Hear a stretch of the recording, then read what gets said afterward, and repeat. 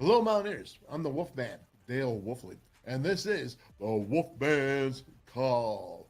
Hope you're about ready to have a great lunch, because I got a great lunch special for you. It's the offensive line from the 2006 Sugar Bowl champions. Yes, offensive center, Dan Mozes, Rivington Award winner. You got your two guards, Ryan Stanchek, Jeremy Sheffey, and of course your two tackles that were both West Virginia natives, and that would be Garin Justice, Big Oak, and Travis Garrett. The Sugar Bowl 5 that went down to the Sugar Bowl and put 502 yards on the 8th ranked Georgia Bulldogs for a great victory. Of course, Phil Brady also had about 10 yards in that fake punt that he ran for, so we must include him in that. But what a game it was, 38-35. The Mountaineers defeated Georgia. No one gave him a chance. And if you recall, the game is so important because the Mountaineers had to fight for the Big East's right for that automatic berth. People were trying to take it away, that automatic. No, not so, because the Mountaineers went down there and put it to them.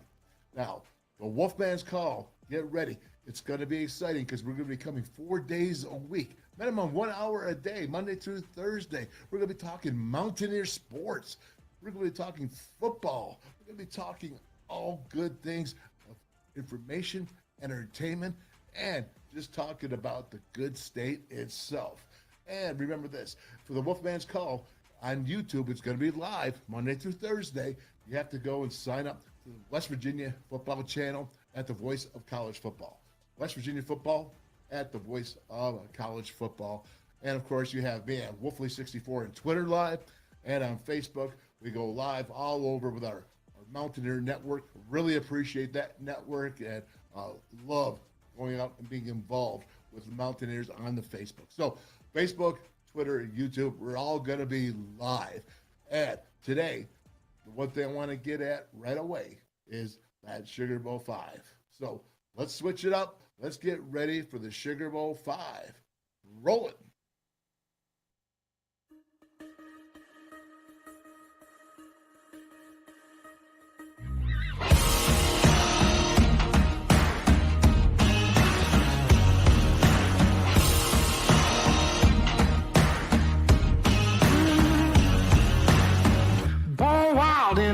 Wants to tame me. You can't catch me on the run, cause I'm gone, yeah. I blaze trails, set fire to what's behind me. No, I'm never looking back, I'm on the run.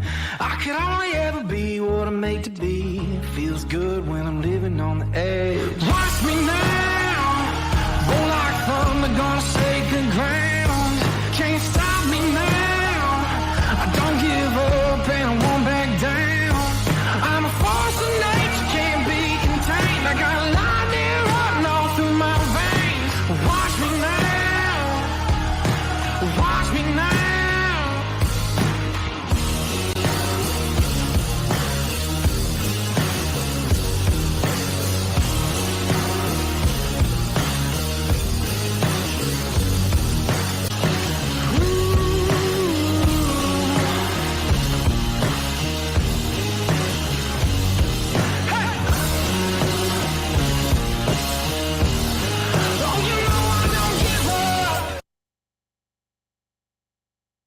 Welcome as I bring in this offensive line, these man-eaters, these mean machine movers. That's right, the 2006, man. I'll tell you what, the team of the Big East that beat the Georgia Bulldogs. In fact, you didn't beat them, man. You slapped them and you walked away. We're starting off here with senior Garin Justice, tackle, Travis Garrett, tackle, Dan Mozes, center, Jeremy Sheffey, guard, and of course Ryan Stanchek, who's the baby at the time, was a redshirt freshman. He was a guard as well. Gentlemen, how are we doing? I'm going to start off with you, Garin, and thinking about this game, you amassed 502 total yards, 384 rushing against this SEC Georgia Bulldog team. Okay, what were you guys thinking coming in? Let's set it up. Yeah, so it was a unique year, and in fact, Katrina had hit. So we were in Atlanta, and we got, I don't know if it was a blessing or a curse, but we got to watch LSU Miami in the Peach Bowl, what was it, 5 days before?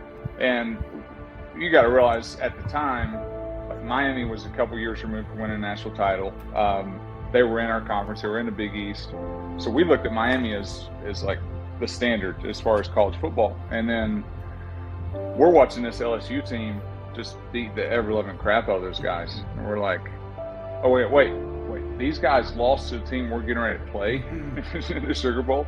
These guys beat these guys in the SEC championship. So I know, speaking for me, and I think Travis, we were together there at the game, and I remember us looking at each other like, wait, we got to play the team that beat this team. So I know we almost, I felt like, me personally, I was almost playing out of fear and adrenaline, not just to get embarrassed in the game. And then we pop up and score a couple times. We're like, oh, okay, we can get these guys. Let's go get them. But that was my recollection of. I don't know. I think it's between a credit of Coach Rodriguez, Coach Trickett, and Coach Mike Barwis. But I don't think that I'm lying if I didn't say that we felt that we could have matched up with that team. At least have been in the game.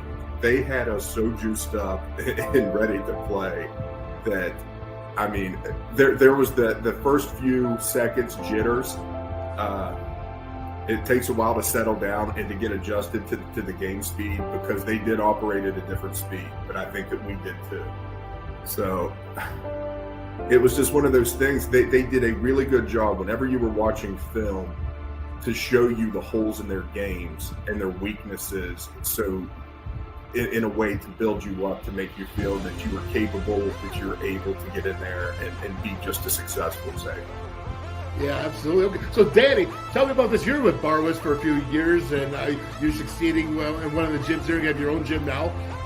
What was Barwis like? He was kind of well known for his locker room speeches before the game. Oh, yeah. He was one of those guys who could motivate you to run through a brick wall, fight whoever you needed to. And that's what he did very well, obviously, for every game. But this setting aside, I felt like you had so many different extremes. You had Coach Trickett, who told us that we were inferior to everybody in the world, and we were going to get our asses kicked because we were lesser athletes as the SEC. And he did it with the right intentions, more of a mind game. Then you have Mike Barwis telling us that we could literally fight Zeus if we needed to. So you had those two extremes, and I think we went in there with the mentality of just punch him in the mouth, literally. And I know we all agree we were lesser athletes than the Georgia Bulldogs, but you punch somebody in the mouth numerous amount of times, they're going to give in. And I swear to you, there's times, I mean, Sheffey can attest this. I know Stanchek does too. We've run those zone reads, or I don't know what they're called now, like the fake zones where it's actually a bootleg pass. And these guys were looking to the side, kind of cringing for fear of what was going to come from either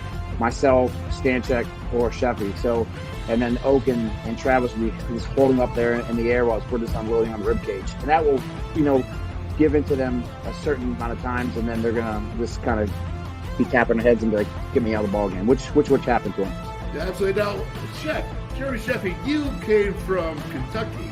I think it was Catlettsburg, and so you're a little bit of SEC right there, and you're thinking going down to Georgia, as we talked about before, Katrina, down to New Orleans, so now moved to Atlanta. I think it's pretty close to Athens, Georgia down there, so it's kind of like a home game for him. How did you feel going into the game and knowing SEC country? I mean, listen, like, anytime you get to play SEC, it was a big deal, right? I mean, especially at the Big East. I mean, even now, SEC that's the teams to beat, right? Going into any national championship. So, I mean, for me, unlike these guys, I wasn't quite the student of the sport they were. I was more of a hunt on the weekends and show up the game on, Saturday type of guy. So I was more focused on just how can I make these guys pay, and I think that's what happened. We went out there and we had a great game. At the end of the day, we played our best game. It's probably the best game I remember playing as an athlete. And I don't know if you guys feel the same way or not, but I think we were prepared. We weren't scared, and we were willing to. It was one of those things. We were either going to win the game or they were going to felt like they lost either way. So that was kind of the goal for me that game, and I think it worked out. Let's go there, Stanchek. Ryan Stanchek, you were a redshirt freshman. I've been told that you used to do whatever Danny Mozes told you to do. So what was it like for you being the youngest? Yeah, I mean, the biggest thing was just not want to let these guys down, and I joke, but, I couldn't have played that game without Moses. And just having the family camaraderie of of Big Oak and Chef and Travis. You know, we were a family, and I don't think we want to let each other down. And if you put all our stars together, it wouldn't equal one of those D linemen from Georgia, you know. So that was the biggest thing. But kind of like Moses said, when you know, we were kind of some dirtbags. You know, we were going to cut you, rib shots, whatever it takes, and those big time guys, they don't like that. And I try to still coach like that to this day. It kind of made me smile in my heart when he said that. So that was neat. Oh, Danny, okay, listen, you were a Remington Award winner, only center in WVU history to ever win that award. Who was the leader in the offensive line at that time? Was it with the seniors? Was it you? Was it Chef? I know it wasn't Stanchek. No, I'd say it was all of us. I mean, Stanchek was the puppy, but at the same time, I mean, you have a guy, you know, Big Oak, who I think we all looked up to because, one, he was the senior. Also, two, he came from a kind of a uphill battle with, you know, people telling him, like, literally, you will never play here. You should just leave. You should go home. Never gonna play football in Division I. And literally grinding it out into starting, I think, your last 2 years, right, Big Oak? 3. Yeah, last three. So somebody who's telling you that literally, I think when they came in, they said, why is he on scholarship? Why is he here? He's not an athlete. He shouldn't even be playing football, let alone a Division I football. And then for him to take everything, every single athletic part of his body and become, you know, a 3-time starter. I think it was a first or second team All Big East, which we look up to that. I mean, we're blue collar, right? It's not like we're sitting there going, wow, look at Garin, he could bench this, he could run this, or Travis or Stanchek or Sheffey. We look at him as like, wow, he's making the most of what he has, and he'll just be broken bones, broken everything, falling down, having a heat stroke on the turf, and he's still going to do it. So I would say we all looked up to the seniors in this, but I think we all kind of came together to make, you know, one overall team captain. And also, I do believe, and I know everybody will say this, is our love and hatred for the same person. And I say love and hatred because we all now respect and love what he did and made it and groomed us as athletes and as men.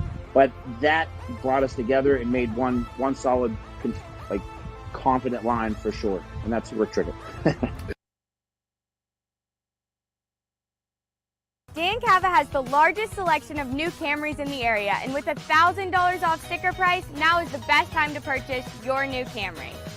We also have a wide variety of Tundras, some featuring the all-new TRD lift kit. And don't forget, all new Toyotas come with 2 years or 25,000 miles worth of free service from our award-winning service department, which you can schedule online, by phone, or through the Toyota app. Come see us at Dan Cava Toyota World in Fairmont. Shop the world!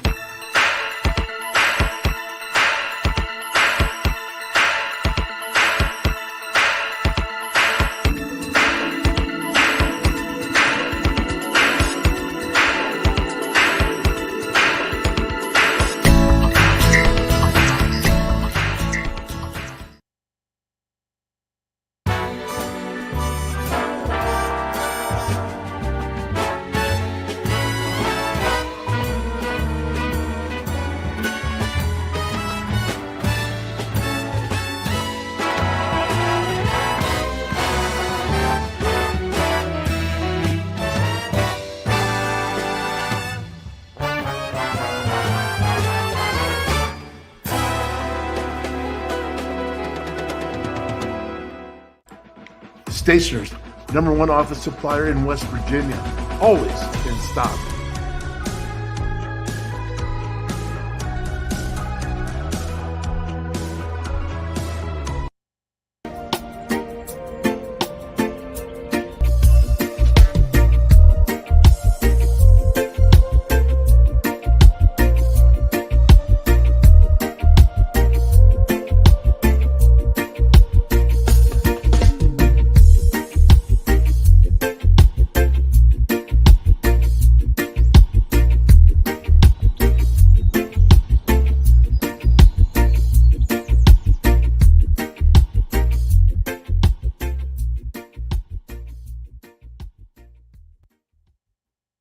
Well, you know, I just saw him a couple of weeks ago, and I want you to know this. When you guys aren't there, he's only saying how mean and tough you guys were. And he said he wasn't mean. He says you guys were the mean ones. So I don't know how far that's going to sell with you guys, but I just want you to know that's what he thinks about you. And so, Garin, let's go with that they call you Big Oak. and the fact that you did have to overcome so much because you're a coach right now. And where is that taking you?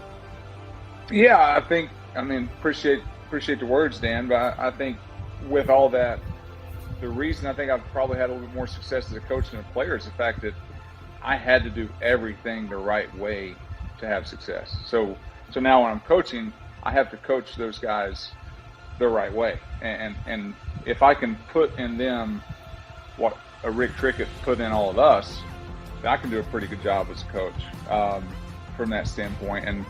And that's, you talk about Rick Trickett and the influence. I'm the crazy one. I stayed with him for 3 more years. So I was with him for 8 years total. A guy who did everything he could to get rid of me, and I ended up spending almost a decade with him. And I'm in his oldest son's wedding and vice versa, and still talk to him probably once a month now. So it's just crazy how things come full circle. But part of what made me want to be a coach was the impact that those coaches had in my life, and hopefully I could give that same impact to someone else. And Ryan, you're also a coach as well now. And what did you take from learning as a redshirt freshman? Because Danny was a junior, but he had the 2 seniors in Garin and Travis, but Jeremy is a junior as well. So you only had 2 years max to play with those 2. What did you take from this, winning the Sugar Bowl, beating Georgia? I mean, seriously, some seriously good athletes, man. What have you taken from that and put it and applied to your coaching career? Yeah, just the mental toughness, I think was the biggest thing. And it was a blessing to see what it looked like. We were very lucky. I was very lucky to see what it looked like from Oak, who was an All-American, by the way, too. We said all conference. He was an All-American. To see what it looked like from Moses, who was a Remington Award winner. Okay, that's what it looks like. To be around Sheff and see his toughness. And, the biggest thing to me was just being able to look up and, hey, this is what it looks like, because a lot of people don't have that. As a coach, I've been through programs where those guys don't know what it looks like, and you got to show them. You got to show them what it looks like, but to look up to those guys and see it. And the big thing, everybody talks about culture now in our business, in the coaching business, culture. Like, we were culture before culture was a thing. Like the culture of our group, like it was unparalleled, unmatched. If you mess with one of us, you mess with all of us. Sorry, I'm going disco here. My son Sky's going disco on me. What would it be like not to have a family with you? Absolutely, very cool. So, Travis, let's go to this. You're from West Virginia, going out and playing. Obviously the Big East was in a really tough situation at the time because 3 teams were leaving, and that automatic qualification to BCS could have been an issue. What was your pride? What was at stake? It's weird that you say that. I'm going to go back onto something I think that Dan and everybody hit on. I love the university, but I love these guys. And when I went out there to play, it wasn't for a state, it wasn't for a university. It was for the guys. And at the end of this day, I was telling my wife when I was getting ready to do this interview, she's like, well, what are you going to say? I'm like, the more that I've had time to go back and reflect on this thing, I think I've come with 3 truths. I hated school. I liked football. I loved these guys. and that's in that order. Yeah. Oh, hey, that's awesome. You are not the only one, my friend. Not the only one that happens. But I will say, so let's continue on the subject then, Jeremy, and say, hey, what did you guys do? Because, an offensive line is 5 parts working as one, maybe 6 if you got a tight end in that group, but 5 parts as one. What would you guys do together as a band of brothers, if you will? We did everything together. When I say everything, I mean everything. Whether it was treatment, whether it was, pre-game, post-game. We did Thanksgivings at each other's houses because we couldn't go to Thanksgiving with our own family. So we had our own Thanksgivings with the offensive line. Eventually we end up bringing in defensive guys and all these things. And, we did it at my house one year, Demo, we did it at your house one year, and we had, that type of stuff. And the amount of time, and I think that's what people don't understand about just sports in general, but especially football, is like it's a year-round sport, but the times that most sports have off we don't have off, right? Like if you're a bowl team, you're practicing through Christmas. Like we run out on Christmas Day. We used to meet up in Charleston and ride out on the plane together on Christmas Day to go be at the bowl game for New Year's Eve, stuff like that. So when I say we did everything, I mean, we did it all. They're my family, and they are still. I mean, we haven't talked as a group in 15 plus years at this point. I mean, and, Stanchek showed up in Orlando not that long ago and stayed at my house, and hung out. That's the way it is. And I would expect the same from the rest of the guys, right? So it's, we did everything together. If I can remember, the fans were stunned, absolutely stunned, that you guys came in there and could take that defense and just blast them. You did. Yeah, we did. And that was, I think the whole week leading up to it got us even more angry. I mean, there's these rabid Georgia fans barking in our faces everywhere we went, and they were playing that Georgia song by who was that? I don't remember who that slow song. They say Georgia. Yeah. Oh, that one. They played that one. There was somebody else too. There was Georgia on My Mind. Yes, that's the one. That one too. So they're playing all this stuff, and it was in their hometown, and it just made us so angry. And I think that first series set the tempo when Steve just busted out. And then again, we were blessed to have Steve, Pat, Darius, B. Miles, all those different guys on the offensive side. And just every time we just hit them, you could just feel them give a little bit more and a little bit more, a little bit more. Literally, I mean, we were running downhill at them. We weren't just doing the zones and everything like that. We were running ISOs, things like that. We were just coming around and just blasting people. And then there's that one video, there's that one highlight in the video that you're going to show is where Sheffey just annihilates somebody. They just decapitates them. And that's literally what we did every single play to these guys. And again, you have to give it. You can only take so much beating, and then you're just like, no mas, I got to give in. And I think that's literally we did that very, very early on, and they just couldn't do anything. They said, you know what? Just there's a time also a free safety. I think his name was Blue, number 17, yes, where he kind of had the angle on Slayton, but he kind of just did a fake dive and didn't even want to attempt to tackle on him. This is downfield, nothing with us involved, and that just sets a precedent. I mean, that old thing of players touching their knees and things like that. I understand scientifically it's actually better, but mentality, it just showing them. They're sitting with their hands on their hips, tapping their head, bent over. We got them. It was simple as that, and that happened early on, and just kept on riding with it. All right, so let me go to you, Garin. As when you were in the game, when did you start to see that? I mean, was it like they were not as good as you thought they'd be? Was it an off day for them? Was everything was right for the Mountaineers? But what was it, the physicality? When you hit them, what did you feel like? Like, oh, this is all right. Yeah, you know what? I think there's one play early that sticks out to me. We ran an outside zone on the left. It was probably within the first 10 plays of the game. And me and Travis weren't as athletic, so we had a deal that game where the guards would post up the three techniques and the tackles would fold around just because they were nervous about me and Travis cutting them off on the backside. And I remember we ran an outside zone to the left. Sheffey cut the three technique. I'm running around. I blocked the linebacker. I'm blocking the linebacker. Next thing I know, Sheffey's cuts a safety on the same play. And I'm like, well, he just got two? and so like you look at a play like that early on, you're like, oh wow, we're about to get after these guys today. You get that, and then you see Steve pop the early one, and then I didn't see this one live, but looking back on the film, it's still one of the best blocks I've seen to this day. Is Dan's on the inside zone combination, and a guy comes behind him on a run through, and he jumps backwards like he's limboing, and catches the guy, and like you just isolate those two blocks alone, and you're like, man, like whatever you say about the talent, we just wanted it more. We wanted it more, and we had something about us that it didn't matter how we were going to win. We were going to win the game. I think a couple things that played into our favor was I don't think that the true speed of Stevie and Pat conveyed on film.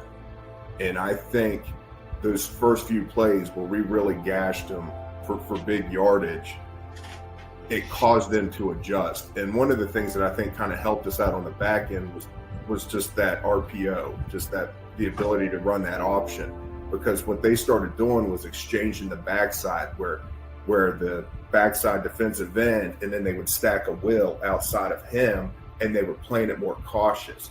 So later on in the game, we were able to lock that down. And as long as the front side was playing power, Stanchek and I just basically mitigated a couple guys just standing there doing nothing, playing auction, and we were hitting right up the middle. So I think that heavily played into our tactical advantage for that game. As we thought they were.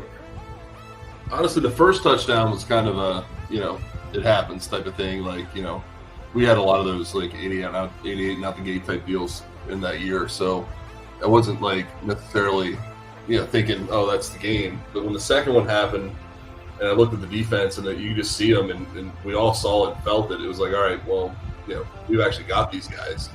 And then you kind of felt it, you knew it, right? You were like, all right, well, we can beat these guys, we can play with these guys. Which honestly, for me, I never didn't think I could play with them. I truly felt like we were there the whole time, right? But once you saw it in their faces, where they were like, oh man, like, these rednecks from West Virginia, they can play, and kind of had the deal, right? And then honestly, we went into halftime, and our biggest fear was them keeping our offense off the field. Like, that was our fear in the game, and honestly, that was their strategies. How do we keep these guys off the field? Because if we touched the ball, we were going to score, get damn close, and at the end of the day, that was kind of the feeling I got. Hey, right. Is there anyone that's a smack talker out there? Did you guys start talking smack at these Bulldogs? Yeah, nobody on our line talks shit. Nobody. Exactly. And Dan. yeah, Dan and Sheffey would definitely have that title. Yeah, both those guys. You didn't know what they were going to say. And honestly, I think that helped us because they could get in guys' heads big time. They could definitely get in guys' heads. It was fun to see. And we needed everything we could get, right? So any benefit to us we could get, because we're not quite as talented as some people, but we're going to find a way to beat you. And I think that's why everybody's successful in life too. Yeah, well, I consider us kind of like a five-man gang. So me and Shep are kind of like the hype man. We were the guy kind of talking all that shit.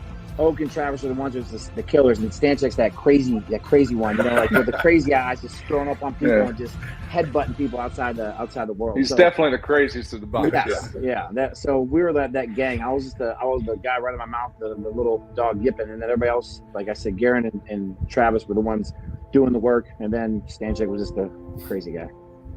Chef, how would you describe everybody? It's a pretty accurate description of what was going on. Dan usually would start the conversation. I would then follow up with something that would be inappropriate, and then, like I said, Oak would be like, "Hey, we actually have a play to run. Come in the direction you're going right now." I would say no, and then he would tell me. And then you got Stanchek, who nothing's more intimidating than the guy across the line throwing up in your face, and then putting his hand in it, and then hitting you in the mouth. So you got Garrett over there, who's, like I said, is the backside of Oak, so he was keeping it down. So that's pretty accurate. You feel like you accomplished in that game, and what it means in the memory of WVU? Yeah, I think the biggest thing I could probably speak for me and Travis both in this. Our freshman year, we were 3-8. We were 3-8. Our last game of the year of our freshman year we redshirted. We're 3-8. It's foggy. We lose to Temple, and I'm like, oh, it's gonna be a long 4 years. What did I do? and and guys like Sheffey and Mozes still taking a leap of faith to come on board and to change it, and to start with that, and to finish with being a top 5 team in the country, winning a conference, putting respect on the Big East, putting respect on the university. It's kind of a fairy tale ending for us as far as where we started and where we finished. Yeah, I felt that it was a good last page to my book there at WVU. Like Garin said, we jumped into the unknown. We originally were recruits under Don Nealon, and we're just kind of holdovers, and we were looked over. We weren't their guys, but we stuck in, we persevered, we hung it out. And to see that change within 5 years, and then turning it over to Dan and Sheffey and Ryan there, and for those guys to do it better and bigger after we left, I think that's just the perfect story. No, I think listen, it was it was awesome, right? I mean, like at the end of the day, like playing with these guys, like seeing where we took it and like what we established, like, you know, these guys coming in, sticking it out. I actually came in on defense. My story is kind of similar. I came in on a defensive deal, you know, trying to figure out, you know, I didn't even know how to play offensive line at the time, you know, so just having that chance to take a run at it, and then also like, you know, just what we built and the legacy. And we didn't get to finish it better than, you know, Travis and Garin. We actually finished out on a New Year's Day bowl, which, you know, pretty on us, I guess. You know, we got a New Year's Day bowl in, but you know, but then to leave the legacy behind and see what we built, that was the best thing for me, is looking back and, you know, just seeing where the team was. But we came in the locker room was okay with here and there, that, you know, our contracts for our jerseys and all were one thing. When we left, just seeing what we left behind and where it went, and just seeing where the generations ahead of us, what they got out of what we did, was just, it was an amazing thing. I see some winners. You know, again, I said it earlier. You know, just winners. Just OKGs, we used to call them, right? Our kind of guys. And you know, that's why we were successful. You know, I mean, it is what it is. Guys that try hard and everybody believing and going for a common goal, you got shot. And you know, it's tough to find, because I'm trying to recruit Dan Mozes and Jeremy Sheffey's right now. Those guys are hard to find, man. You know, Garrett's and Big Oaks. You know, it's you know, I don't know if, I hope it will happen again, but you know, it's hard to find a group of guys like this. You know, and yeah, I'm kind of all over the place. But yeah, that's what I'm thinking right now. It's fun. It's fun to see everybody, and hopefully it won't be 15 years before we get all five faces together again. And let me just finish up here, Danny, with you last. You have a special type of gym. You help a lot of people. You train people. But I've seen you guys with powerlifts beforehand. You guys do a lot of stuff that's motivational, helping a lot of people in their lives. You know, is there anything that you could take from that WVU team, your time at WVU, and these guys specifically, that helps you now? Yes, I do think so. I think one of the biggest words that comes to mind is the word legacy. You know, we all have a family. We all have kids. We all have memories of the past. And what we try to do now is to leave a legacy for our family. And I think our family back then, when we were all young and single young men, we were trying to leave a legacy. And we left a great legacy at West Virginia for the future years to come. We left, you know, the years after. And I guarantee Sheffey can attest for this too as well. Even though we had one more year, and Stanchek actually probably had his third year. The junior year probably have the same experience as the junior year. But for Sheffey and myself, this junior year, it was kind of like our senior year. You know, if me and Sheffey had to go back and think about how many awesome things happened in our career, we would probably resort back to our junior year more than our senior year. But going back to that word legacy, is we started something this year that led to years of success, a complete 180 of the program. And that wasn't just that year, that was the years before that, but this was obviously the year of the most success we had. And we left that legacy there. And you go back to any West Virginia fan who is, you know, just a straight diehard West Virginia fan, and they're going to say, what's the best era of Mountaineer football? It's going to be this era, because it's going to be the era where there wasn't any of these, and I'm not familiar with everything, the NIL deals, the things that are all going on, but this was just blue-collar, hardcore-nosed football people who just wanted to be great and work for a state and work for their families and leave a legacy. So I do believe that we did that, and that's the same thing I do in my world now. I mean, I'm trying to do the same thing, whether it's be training football kids, hockey, paraplegics, personal training, just leaving a legacy to help people get better, and it was a blessing to be a part of these other four guys' lives.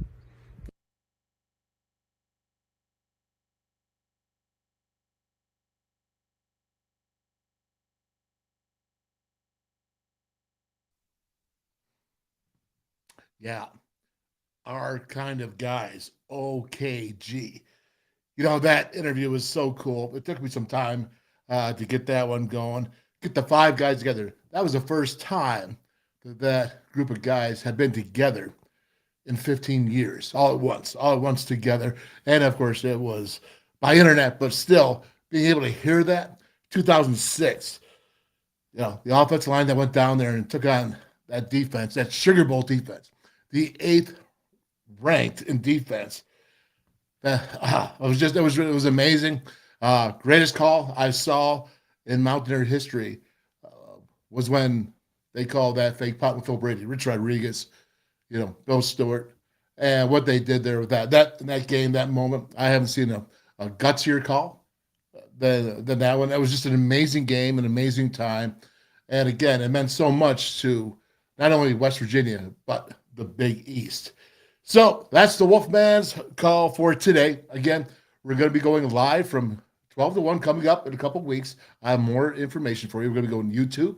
We're going to be going Twitter, Facebook, throughout all the networks that we have on those social media channels. And it's going to be, the West Virginia football at the Voice of College Football on YouTube channel. And we're going to get after it, man. Did you notice how hard they were? It's tight, and they're so successful.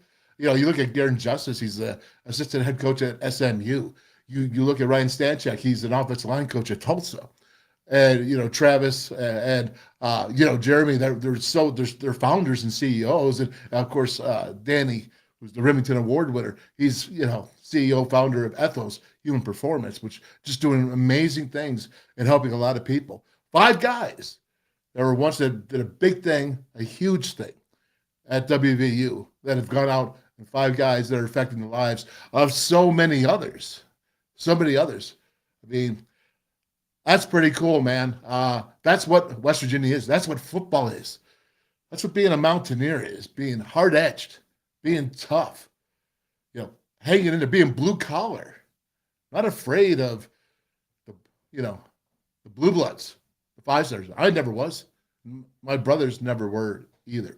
So with that being said, appreciate it today. That was really good. We're going to be coming at you. Get ready. The Wolfman's call. We'll see you soon.